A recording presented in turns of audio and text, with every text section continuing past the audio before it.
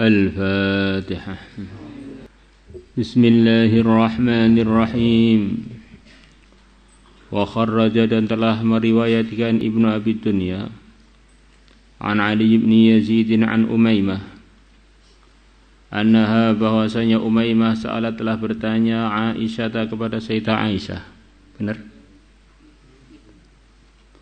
Radhiyallahu anha an hadhil ayat, mengenai ayat ini. Wa in tubdu, dan kalau kalian mengzahirkan ma perkara fi anfusikum yang ada dalam diri-diri kalian, dalam hati-hati kalian, au tukhfuhu atau kalian menyembunyikannya, yuhasibkum bihillah, maka akan menghisab kalian bihi dengan perkara tersebut Allah. Semua yang kita tampakkan dari hati ke zahir atau yang masih tersimpan di hati, semuanya ada hisabnya. Ini sudah sering kita terangkan, banyak orang yang salah paham. Dikira amalan itu kalau masih di hati itu semuanya enggak ada hisabnya. Maka itu adalah kekeliruan yang fatal, yang nyata. Jadi amalan itu terbagi menjadi 3. Untuk mudahnya amalan itu terbagi menjadi 3. Pertama, amalannya anggota tubuh. Mulai ujung kaki kita sampai ujung rambut kita, ini namanya anggota tubuh kita. Ngerjakan apa, itu akan ada urusannya nanti di hadapan Allah di akhirat sana.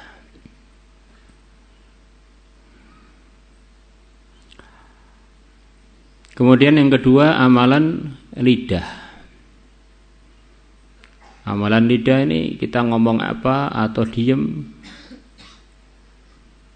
ngomong dengan tegas, dengan lunak, dengan marah atau dengan damai, ini semuanya ada hisabnya. Semuanya ada urusannya. Ma yalfidhu min qawlin illa ladaihi raqibun atid. May ya'mal su'an yujza bihi. Kemudian yang ketiga adalah amalan hati. Hati kita ini, yang terjadi di hati kita ada 2.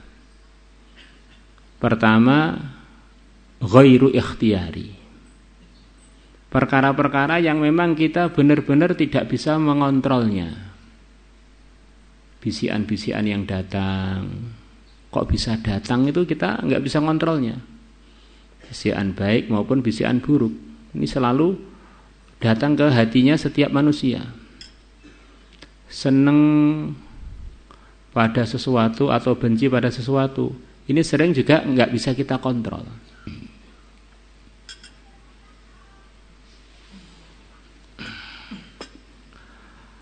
Kemudian yang kedua adalah ikhtiyari, perkara yang perasaan kita bisa mengendalikan apa yang di hati kita. Maka ini akan ada hisabnya. Contohnya apa Pak? Perkara di hati yang perasaan kita bisa mengontrolnya. Kita ajak hati kita untuk beriman. Ini kita bisa mengontrolnya. Kita arahkan senang hati kita ini kepada hal-hal yang baik. Kita ajak hati kita untuk mahabbatus sholihin, iman dengan rukun iman yang 6, iman kepada yang wajib diimani dan ingkar kepada yang wajib diingkari. Ini harus kita paksa hati kita untuk berpikir begitu itu. Lah yang ghairu ikhtiyari tadi, ketika masuk di hati, itu ketika masuknya kan di luar kontrol kita. Perasaan kita begitu itu. Walaupun semuanya sebetulnya yang ngendikan adalah Allah. Maka begitu masuk, kita lihat itu diridhoi Allah apa tidak. Kalau tidak diridhoi Allah, langsung kita punya kewajiban untuk menendangnya sejauh-jauhnya. Ketika masuknya memang di luar kontrol kita, tapi begitu masuk itu sudah dalam kontrol kita. Ada orang hatinya dimasuki, wah seneng saya baca Quran. Nah, ini perlu dirawat ini ya. Ini berarti masukan baik ini, dirawat. Masya Allah. Saya bersyukur hati saya dimasuki ilham senang dengan kebaikan. Di tengah-tengah kita duduk ngaji, tiba-tiba hati kita dimasuki bayangan mantan pacar kita. Dengan tanpa bisa kita kontrol, terbayang lipstikan, terbayang genitnya. Begitu mau berbuat ulah di hati kita, kita harus menendangnya. Ini dimurkai Allah. Kalau enggak nanti kita ini seperti yang ngaji ternyata melihat film porno. Ya kadang-kadang orang ini salah, dikira yang di hati itu semuanya enggak ada hisabnya. Loh, iman tuh letaknya di hati. Orang bisu pun bisa iman, orang tunarungu pun bisa iman, semuanya di hati, bukan di mulut dan bukan di anggota tubuh. Maka wa in tubdu ma fi anfusikum aw tukhfuhu yahasibkum billah, itu memang hati itu yang ikhtiari, semuanya akan ada hisabnya. Cinta, benci, iman, itu semuanya sikap-sikap hati. Qanaah, sombong enggak sombong, semuanya adalah sifat hati yang tidak kita bisa melihatnya dari zahir.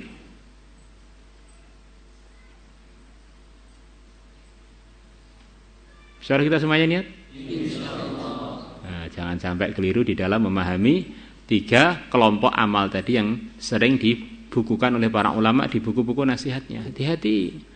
Amalan itu terbagi 3, a'malul qulub, a'malul jawarih, a'malul lisan. Semuanya ini ada urusannya. Jadi a'malul qulub tadi yang enggak ada urusan ketika awalnya saja, begitu sudah masuk semuanya ada urusan. Ringkasnya begitu itu. Hati saya kok dongkol terus Pak dengan orang Islam yang itu, ya dilawan. Harus dilawan, ini kan sudah di bawah kontrol kita. Perasaan kita yang gitu itu di bawah kontrol kita, walaupun sebetulnya juga tidak di bawah kontrol kita. Sebenarnya kita ini diberi perasaan dan orang itu akan dihisab dengan perasaannya itu. Maka kalau orang sudah nggak punya perasaan alias edan, sudah nggak ada hisabnya. Mukallaf itu apa tuh ya, orang yang punya rasa bahwa dia ini punya otak, punya rasa dia ini waras. Akhirnya dengan rasa itu kita merasa memiliki anak, memiliki istri, memiliki suami, memiliki sawah, memiliki barang. Akhirnya perasaan itulah yang masuk di dalam aturan-aturan agama, ya perasaan itu. Ya, aturan untuk para mukallaf itu sebetulnya ngatur perasaan yang ada pada orang waras yang ada di dunia manusia ataupun dunia jin itu. Bisa dipahami ya? Ini penting. Masih di hati kok nggak apa-apa. Akhirnya hatinya isinya maksiat tok, perasaannya nggak dihisab loh. Ini kesalahpahaman yang fatal no.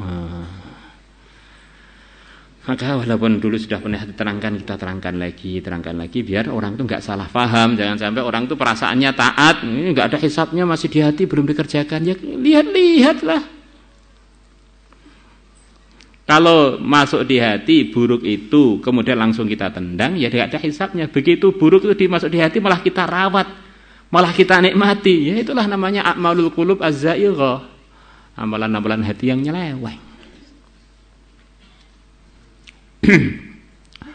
Wa may ya'mal su'an yujza bih, wa may ya'mal, dan barang siapa mengerjakan su'an, keburukan, yujza bihi, su'an ini keburukan apapun, kecil, besar, sengaja, enggak disengaja, yujza bihi, maka akan dibalas bihi dengannya. Nah, kalau enggak sengaja Pak, ya dibalas dengan ampunan. Ada balasannya lah, ada urusannya semuanya.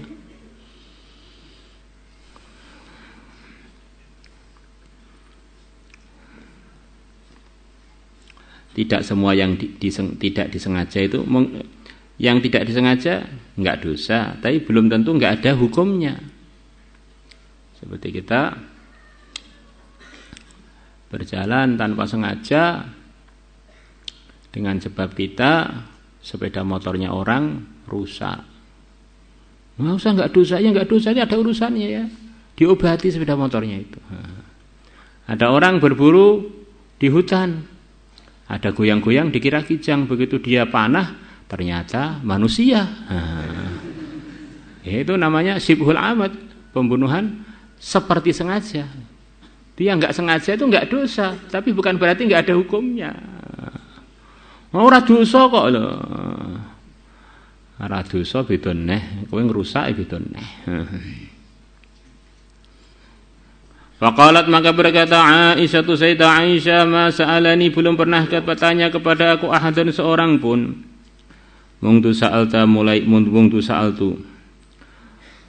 Sejak aku pernah bertanya Rasulullah kepada Rasulullah sallallahu alaihi wasallam.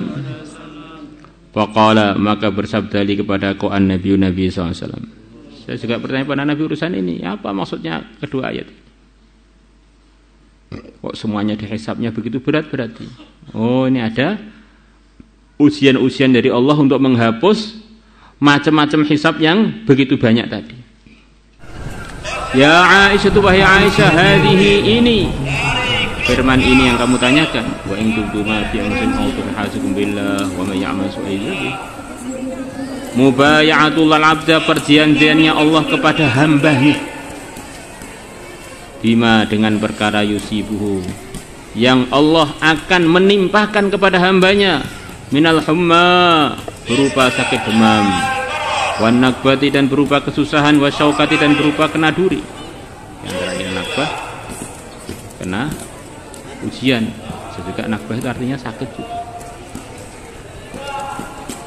Hatal bidha'ata, sehingga barang, yadha'uha, yang dia meletakkannya, fi kummihi, di lengan bajunya, fayafqiduha, kemudian dia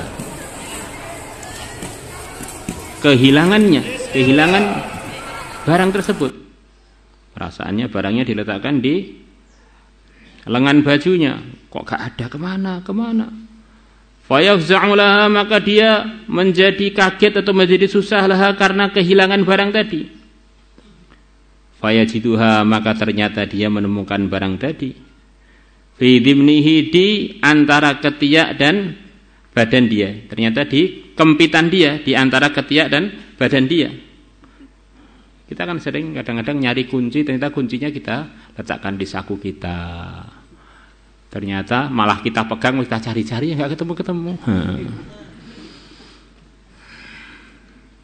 Maka ini bagian dari ngurangi hisab. Ringisnya begitu tuh, kaget-kaget, sakit-sakit, kemudian musibah-musibah, kemudian kena duri. Ini bagian dari ngurangi hisab yang begitu banyak tadi. Hatta innal mu'mina, sehingga sesungguhnya orang yang beriman, la yakhruju min dzunubihi, sungguh dia akan keluar dari dosa-dosa dia. Kama yakhruju dzahabul ahmaru, sebagaimana keluarnya az-zahabul ahmaru, emas yang berwarna merah, emas murni. Emas kalau murni warnanya kuning kemerah-merahan. Minal kiri, dari tungku. Emas masih kotor, ada campur-campur tanah, campur-campur logam yang lain. Begitu dimasukkan api, akhirnya kerak-keraknya itu luntur menjadi murni. Lalu juga orang beriman kadang-kadang ada kotor sini, kotor situ, salah sini, salah situ. Salah dalam 3 amalan tadi, amalan hatinya salah, atau amalan lidahnya salah, amalan anggota tubuhnya salah. Maka dia dimasukkan dalam panasnya macam-macam ujian, akhirnya rontoklah kotoran-kotorannya. Kita ini tidak berharap sakit, tidak berharap kena musibah, tidak berharap kena duri. Tetapi kalau kita terkena itu semua, berhusnudzonlah, ini ngurangi hisab saya, ngurangi dosanya nakal saya, ngurangi dosa-dosa saya yang mungkin saya nggak ingat saking banyaknya.